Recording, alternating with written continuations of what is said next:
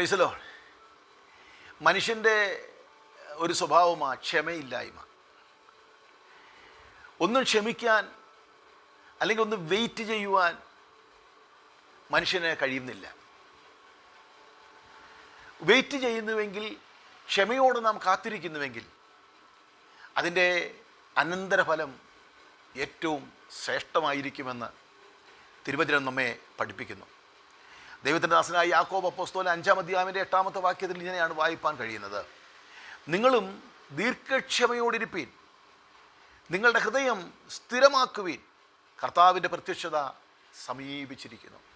നമ്മുടെ പ്രത്യാശ എന്ന് പറയുന്നത് കർത്താവിൻ്റെ വരവാണ്. നമ്മുടെ ആശ എന്ന് പറയുന്നത് നമ്മുടെ കർത്താവിൻ്റെ വരവാണ്. നമ്മൾ സ്ഥിരതയോടെ കർത്താവിൻ്റെ പ്രത്യക്ഷതയ്ക്ക് വേണ്ടി നാം കാത്തിരിക്കുന്നുവെങ്കിൽ സ്വർഗം പറഞ്ഞു, ഞാൻ വരും, വരുവാനുള്ളവൻ വരും, താമസിക്കത്തില്ല. കർത്താവിൻ്റെ വരവിന് വേണ്ടി ഒരുക്കത്തോടെ നമുക്ക് കാത്തിരിക്കാം. അതാണ് നമ്മുടെ പ്രത്യാശ, അതായത് നമ്മുടെ ജീവിതത്തിൻ്റെ ലക്ഷ്യം. ഇതിനായി ദൈവം നമ്മെ സഹായിക്കട്ടെ.